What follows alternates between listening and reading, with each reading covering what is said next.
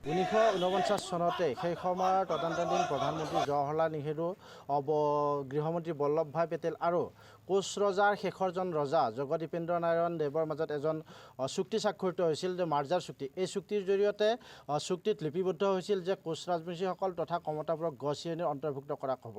কিন্তু সেই চুক্তিখন আচলতে চুক্তি হৈ থাকিল। চুক্তিৰ ক্ষেত্ৰত কোনো ধৰণৰ পদক্ষেপ গ্ৰহণ কৰা নহ'ল আৰু সেই দিনৰ পৰা কোচ ৰাজবংশীসকলক কেন্দ্ৰীয় তথা ৰাজ্য চৰকাৰে প্ৰতাৰণা কৰি আহিল।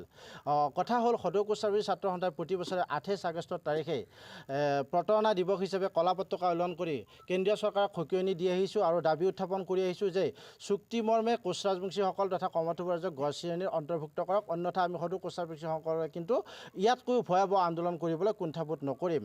আমাৰ সেই দিনৰ পৰাই যে কোচ ৰাজবংশীসকলে বিভিন্ন ক্ষেত্ৰত আছে লাঞ্ছিত বঞ্চিত হৈ আছে, যাৰ বাবে আচলতে সেই চুক্তিখনৰ বাবে আজি আমি কোচ ৰাজবংশীসকলক এটা অভিশাপত লিপ্ত হোৱাৰ দৰে হৈ পৰিছোঁ। গতিকে আমি মাৰ্জাৰ চুক্তিৰ যিখন চুক্তি আছিল সেই চুক্তিখন ৰূপায়ণ কৰক কেন্দ্ৰীয় চৰকাৰে আৰু সেই চুক্তিৰ জৰিয়তে সেই চুক্তিখন ৰূপায়ণ কৰি কোচ ৰাজবংশীসকলৰ শৈক্ষিক বা যিকোনো ক্ষেত্ৰত উন্নয়ন কৰি কোচ ৰাজবংশীসকলৰ যি প্ৰাপ্য তাৰ বাবে পদক্ষেপ গ্ৰহণ কৰি কোচ ৰাজবংশীসকলৰ উন্নয়নৰ ক্ষেত্ৰত সহযোগ কৰক।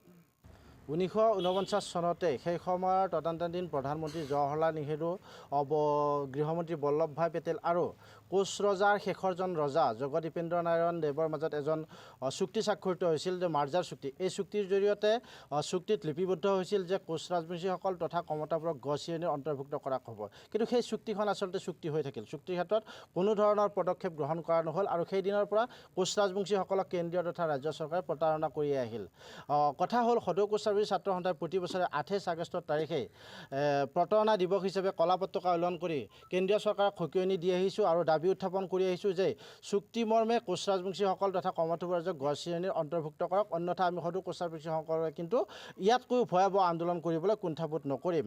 আমাৰ সেই দিনৰ পৰাই যে কোচ ৰাজবংশীসকলে বিভিন্ন ক্ষেত্ৰত আছে লাঞ্ছিত বঞ্চিত হৈ আছে, যাৰ বাবে আচলতে সেই চুক্তিখনৰ বাবে আজি আমি কোচ ৰাজবংশীসকলক এটা অভিশাপত লিপ্ত হোৱাৰ দৰে হৈ পৰিছোঁ। গতিকে আমি মাৰ্জাৰ চুক্তিৰ যিখন চুক্তি আছিল সেই চুক্তিখন ৰূপায়ণ কৰক কেন্দ্ৰীয় চৰকাৰে আৰু সেই চুক্তিৰ জৰিয়তে সেই চুক্তিখন ৰূপায়ণ কৰি কোচ ৰাজবংশীসকলৰ শৈক্ষিক বা যিকোনো ক্ষেত্ৰত উন্নয়ন কৰি কোচ ৰাজবংশীসকলৰ যি প্ৰাপ্য তাৰ বাবে পদক্ষেপ গ্ৰহণ কৰি কোচ ৰাজবংশীসকলৰ উন্নয়নৰ ক্ষেত্ৰত সহযোগ কৰক।